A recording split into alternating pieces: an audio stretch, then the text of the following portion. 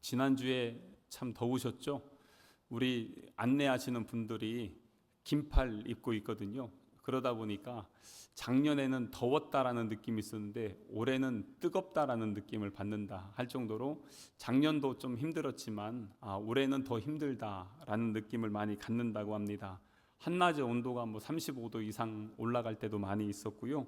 그러다 보니까 가만히 있어도 이 뜨거운 바람 때문에 습도도 높다 보니까 참 집에서도 있으면은 몸이 축축 처지고 힘들다, 쉽지 않다 이렇게 느낄 때가 있습니다. 그럴 때 교회 오세요. 오셔서 에어컨 좀 트시고 조금 쉬셨다가 그러고 가셔도 괜찮습니다. 근데 교회까지 오시면서 땀 더 흘릴 수 있겠지만 그래도 차 타고 오실 수 있는 분들은 오셔서 교회에서 그렇게 계시면서 주무시기도 하시고 기도하시면서 그렇게 시원하게 보내도 참 좋을 것 같습니다. 근데 몸도 지치지만 마음도 지치더라고요. 몸과 마음이 자꾸 연결이 돼 있다 보니까 자꾸 지치고 무너져가는 분들이 많이 계십니다. 근데 이게 계속 반복되다 보니까 서로 보면요 기운이 없고 이렇게 보면서 웃어줘야 되는데 웃음이 잘 나오지 않습니다. 하고 하긴 하는데 이게 웃는 건지 아닌 건지 이럴 정도로 많이 지치고 힘들어하는 분들 계십니다. 참 우리의 인생, 그래서 우리 주님께서 수고하고 무거운 짐을 지고 가는 자들, 그 사람들을 불러주시면서 다 내게로 오라, 내가 너희를 쉬게 하리라. 그래서 우리 주님께서 부르시는 음성은 참 좋은 음성이죠. 그래서 우리를 살리시기 위해서 그리고 행복 주시기 위해서 불러주시는 그 음성인데 우리가 갖고 있는 그 음성들을 주님 앞에 내려놓고 주님 품에 안긴다면 얼마나 좋겠습니까? 그 영혼의 갈증을 느끼시는 분들 많이 있죠. 밖에서 운동하면 갈증 나듯이 우리의 안에 내면에 목마름이 있어요. 갈급함이 있어요. 그래서 이것들을 어떻게 해결할 수 있을까라는 것이 우리의 문제입니다. 오늘 우리가 읽은 본문의 말씀은 요한복음 6장 오병이어의 말씀입니다. 여러분들 너무나 잘 아시는 그러한 말씀입니다. 우리 예수님께서 오병이어로 표적을 베풀어 주시고 그것으로 인해서 수많은 사람들이 먹고 마시고 예수님 안에서 참된 희망 또 소망을 볼 수가 있었습니다. 그런데 이 사람들이 예수님이 저렇게 능력이 있으신 분이라면 저분이 우리의 그리스도 메시아가 되어서 그들이 얘기하는 건 정치적인 거예요. 그래서 이 나라를 자유하고 해방하게 하셔서 그래서 이 로마의 압제에서 자유하게 해줬으면 좋겠다. 그래서 예수님에게 가서 임금이 되면 어떨까 하면서 이렇게 항상 예수님께 쫓아갑니다. 하지만 우리 예수님은 예전에도 한번 말씀드렸지만 사역을 하면서 항상 제자와 무리들을 구분하여 주셨습니다. 하나님께서 세상을 사랑하사 독생자를 주셨고 이 세상을 사랑하는 이 사랑 안에는 모든 사람이 포함되어 있지만 그 중에서도 특별히 12명의 이 제자들은 따로 택하셔서 제자로 삼아주시고요. 그들과 함께 하시고 따로 가르치시고 교훈을 주셔서 이끌어 주셨습니다. 그래서 예수님은 수많은 무리들은 불쌍히 여기시고 긍휼을 베풀어 주시면서도 이 12명에게는 때로는 책망도 교훈도 바르게 함도 의로 교육함도 이런 모든 것들을 통해서 제자로 세워나가시는 걸 볼 수 있습니다. 그래서 사람들이 엄청나게 오잖아요. 그러면 예수님이 엄청 기뻐하실 것 같은데 오히려 저 멀리 도망가십니다. 왜 그러냐면 사람들을 의지하지 않습니다. 저들은 한순간에 바뀐다는 것, 그것을 알기 때문에 예수님은 사람들에게 의지하지 않습니다. 도리어 예수님이 12제자에게 집중하시고 이 12제자를 통해서 인류 구원을 향한 거룩한 비전을 꿈꾸면서 3년 동안의 공생애를 이루어 나가셨던 것, 우리는 그것을 기억하고 있습니다. 6장 15절에 보면은 그들의 목적이 나와 있어요. 그러므로 예수께서 그들이 와서 자기를 억지로 붙들어 임금으로 삼으려는 줄 아시고 다시 혼자 산으로 떠나 가시니라. 자기를 높여주겠다는데 예수님은 그거 좋아하지 않습니다. 그리고 그냥 혼자 산에 들어가서 깊은 기도를 하는 것이죠. 그러면서 이 표적에 대해서 쭉 설명을 하시다가 오늘 우리가 읽은 본문의 말씀 35절에서 그 진리를 예수님이 밝히 드러내 주십니다. 예수께서 이르시되 나는 생명의 떡이니 내게 오는 자는 결코 줄이지 아니할 것이요 나를 믿는 자는 영원히 목마르지 아니하리라. 첫 번째는 생명의 떡이기 때문에 줄이지 않는다고 하고요. 또한 두 번째는 생수를 우리에게 부어 주시기 때문에 목마르지 아니할 것이다 라고 그렇게 말씀해 주고 있습니다. 이것은 지금 육신의 양식이 아니라 영의 양식을 우리에게 말씀해 주는 것입니다. 생명의 떡, 예수님은 우리의 떡이 되어 주십니다. 그래서 그 떡을 우리에게 아낌없이 나누어 주고 싶었습니다. 근데 이 떡, 우리의 양식이죠. 우리의 양식, 우리가 점심도 식사 교회에서 하셨고 또 집에 가면 저녁도 드시지 않겠어요? 매일매일 식사하듯이 우리가 양식을 꼭 먹어야 됩니다. 마찬가지로 이 양식을 먹듯이 영의 양식도 반드시 먹어야 됩니다. 그래서 저는 이 말씀이 나올 때마다 우리 성도들에게 늘 강조하는데요. 우리 예수님께서 주기도문 가르쳐 주셨잖아요. 주기도문에 보면 뭐라고 돼 있어요? 오늘 우리에게 일용할 양식을 주십시오. 그 일용할 양식이 우리에게 꼭 필요하다는 것입니다. 일용할 양식, 이거는 육신의 양식이기도 하지만 영의 양식입니다. 그래서 일용할 양식, 우리 주님께서 우리에게 먹여주시는 양식을 반드시 먹어야 됩니다. 그래서 저희가 아침 7시만 되면 목장 리더 단톡방에 여러분들 오늘 하루의 말씀이 올라가거든요. 그럼 그것을 여러분들에게 또 나누어 드려서 우리가 함께 최소한의 그 양식이라도 먹고 마시면서 살아가야 되고요.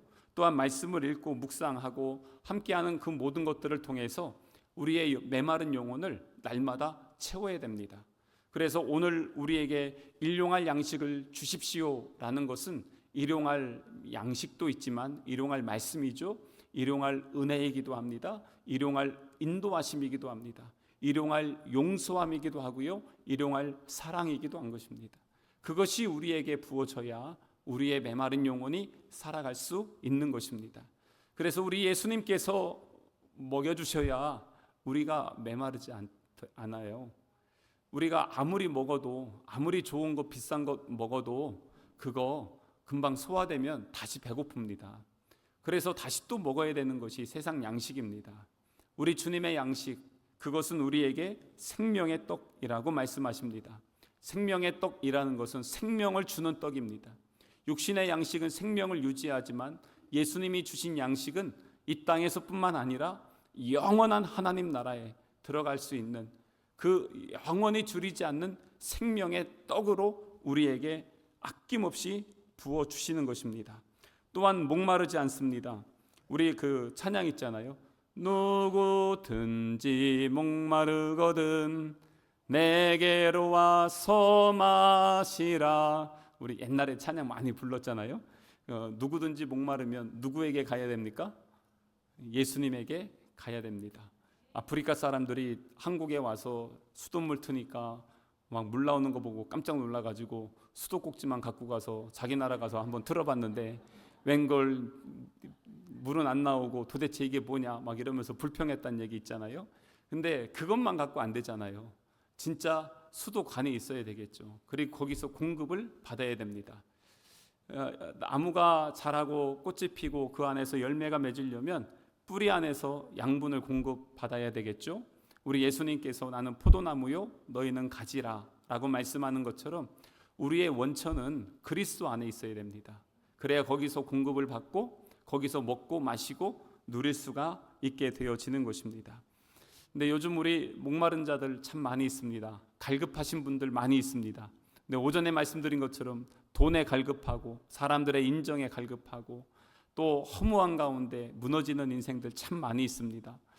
아니 그러면서도 왜 예수님을 안 찾아요? 왜 그러면서도 진짜 생명되고 진리되고 소망되시는 예수님을 누리질 못해요? 주님은 마음껏 주겠다고 하는데 아낌없이 나누어 주겠다고 하는데 왜 그 안에서 그 은혜를 누리지 못하냔 말이에요. 예수 믿으면서 왜 그렇게 갈급해하고 예수 믿으면서 왜 그렇게 공허해하고 예수 믿으면서 왜 그렇게 사람들이 인정해 주지 않냐고 불평하고 예수 믿으면서 왜 그렇게 방황하십니까? 다시 예수님에게 오십시오. 다시 예수님 안에 거하십시오. 그리고 예수님이 주시는 꼴을 먹고 마시면서 다시 회복하십시오. 그게 바로 주님께서 우리에게 주시는 은혜의 도전인 것입니다. 그 요한복음 앞에 4장에 보면 한 여인이 있었습니다. 그 여인은 사람들이 다니지 않는 시간에 물을 길러 갔습니다. 그래서 우리 예수님께서 그 우물가에 있는 여인을 만나 주셨죠. 그래서 이 여인에게 생수에 관한 말씀들을 한참 나눕니다. 이 여인에게는 참 갈급함이 있었어요. 근데 이렇게 대화를 해보니까 이 육신의 갈급함이 아닌 영적인 갈급함이 그렇게 깊었습니다. 근데 그것을 우리 예수님께서 정확하게 찝어서 이 여인에게 말씀을 해주시죠. 생수의 강의 원천이신 우리 예수님께서 이 여인을 만나주시고 생수의 강에 대한 이야기를 해주었을 때 이 여인이 물동이를 내려놓고 뛰어갈 정도로 기쁨과 자유함을 얻었습니다. 예수님을 만나니까 기쁜 것입니다. 감사한 것입니다. 자기의 수치, 부끄러움이 예수님 안에서 녹아내렸습니다. 그리고 기쁨과 감사함으로 주변에 있는 사람들에게 가서 내가 예수 만났습니다 하면서 막 외치잖아요. 왜 그럴 수 있습니까? 그게 바로 예수님이 우리에게 주고자 하는 은혜인 것입니다. 그 여인도 살아가는 삶이 얼마나 퍽퍽했습니까? 얼마나 힘들고 어려웠으면 사람들이 다니는 시간에 다니지 못했을까요? 그런 아픔과 상처가 있었지만 예수님을 만나고 나서 그의 인생이 변한 것입니다. 그게 바로 예수님이 주시는 생수의 은혜인 것입니다. 그래서 참 요즘 덥고 힘들 때마다 음료수 하나 마시면서 잠깐 해갈할 수 있지만 진짜 참 해갈은 생수의 강의 원천이 되시는 예수님 안에서 참된 생수의 은혜를 누릴 때 우리는 자유할 수 있음을 믿습니다. 오늘 이 성만찬 예식은 그 은혜를 누리는 은혜의 시간, 복된 시간입니다. 오늘 이 시간을 통해서 우리가 그리스도의 살과 피에 참여하는 거룩한 은혜를 함께 누릴 수 있기를 주님의 이름으로 축복합니다. 이 성찬의 떡, 이것은 바로 우리 예수님의 살, 예수님이 주시는 떡을 상징하는 것이죠. 또한 우리가 함께 먹는 이 성찬의 잔은 예수님께서 우리에게 주시는 생명의 피를 상징하는 것입니다. 그래서 오늘 35절에 있는 말씀처럼 나는 생명의 떡이다. 그리고 생수의 강이다. 그래서 두 가지를 말씀하시지 않아요. 결코 줄이지 아니할 터이요 영원히 목마르지 아니하리라. 바로 이렇게 말씀하시고 나서 예수님은 마지막에 성만찬을 만드시고 당신의 살과 피를 우리에게 주시면서 당신의 생명을 아낌없이 우리에게 쏟아 부어 주셨습니다. 그래서 우리는 이 성만찬을 통해 항상 기억합니다. 주님이 우리에게 당신의 모든 것을 아낌없이 공급해 주신다. 그리고 또한 주님께서 나를 위해서 찢기시고 그리고 피를 흘리셨다는 그 사실, 그래서 그 은혜 아래서 우리는 예수 가족, 예수 공동체가 되었다는 것.